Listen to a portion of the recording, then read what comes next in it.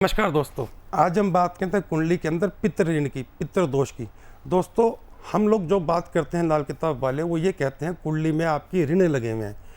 आपको समझने में थोड़ी सी कन्फ्यूज़न हो जाती है। पितृ दोष का मतलब ये नहीं है कि जो हमारे घर के जो दिवंगत हैं, जो गुजर गए हैं, वो दोष लगाते हैं। नहीं दोस्तों, वो दोष नहीं लगाते।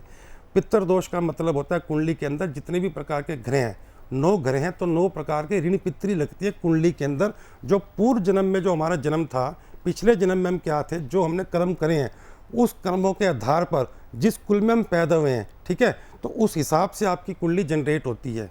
ठीक है, और जो पिछले आपने कर्म करे हैं, उस कर्म के हिसाब से इस जन्म में आपको ऋण पितृ को भोगना पड़ता है। दोस्तों, कुंडली के अंदर कहने को 9 ग्रह 12 राशियाँ हैं, 9 ग्रह 12 राशियाँ। इनको कैलकुलेट करें तो दोस्तों इसका पूरा एक ज्योतिष अध्ययन बन जाता है। इसको कैसे हम शॉर्ट आउट कर सकते हैं दोस्तों? अगर आपकी कुंडली में 5वें घर के अंदर शुक्र देव बैठ गए तो आपको सूरज का ऋण लग गया।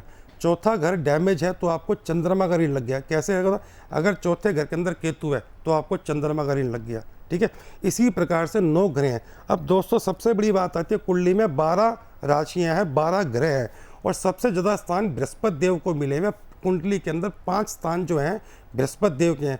उन 5 स्थान के अंदर को कोई पापी ग्रह बैठ जाता है जो बृहस्पति देवता से शत्रुता रखते हैं, जैसे बुध है, शनि है, या कोई और ग्रह है, शत्रुता रखते हैं, तो आपकी कुंडली में ऋण पितृ लग जाती है बृहस्पति देव की। अब दोस्तों, इसी को अगर हम खोल के बात करेंगे धीरे धीरे धीरे धीरे कि पितृ ऋण की क्या क्या उसकी जो डेफिनेशन है, वो किस किस चीज़ में आपको प्रॉब्लम देगी। दोस्तों, अगर कुंडली में बृहस्पति का ऋण लगता है तो आपके बच्चों की जो एजुकेशन है वो धीरे धीरे ब्रेक होनी शुरू हो जाएगी। बच्चे 16 साल के बाद, अपनी 16 साल की उम्र के बाद से उनके बिगड़ने के चांस ज़्यादा बढ़ जाते हैं।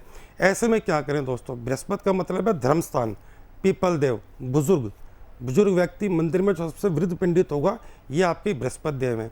दूसरा, आपके जो कुल पुरोहित होते हैं, जब भगवान ना करे कोई गुजर जाता है तो उसके फूल लेके आप गढ़गंगा जाएं या हरिद्वार जाएं। जिनके पास वो भई होती है, जो आपका लेखा जोखा लिखते हैं, वो आपके कुल पुरोहित होते हैं, उनका आशीर्वाद लेकर आए। तो धीरे धीरे आप जब ये उपाय करोगे, मंदिर की सेवा करोगे, मंदिर की सीढ़ियाँ साफ़ करोगे, साफ़ सफाई रखोगे, बुजुर्गों का आशीर्वाद लोगे, पीपल पे जल दोगे, तो धीरे धीरे जो है बृहस्पति की जो ऋण पितृ है, ये अपना खत्म, जो अपना साइड इफेक्ट है इसका, जहर जो है वो छोड़ना शुरू कर देगी। दोस्तों, अगर आपकी कुंडली में शुक्र की ऋण पितृ है, जिसकी कुंडली में शुक्र की ऋण पितृ लगती है दोस्तों, उसका जो जीवन है, शादीशुदा जीवन, वैवाहिक जीवन, ये नरक बन जाता है। तो हम जितने मर्जी उपाय कर लें, अगर ऋण पितृ के उपाय ना करें तो कुंडली के आप समझ लो 25% ही इलाज होता है। तो शुक्र का जो ऋण पितृ होती है, शुक्र है क्या? दाम्पत्य जीवन है। शुक्र हमारे शरीर में जोश है। शुक्र हमारे शरीर के अंदर बच्चा पैदा करने की क्षमता है।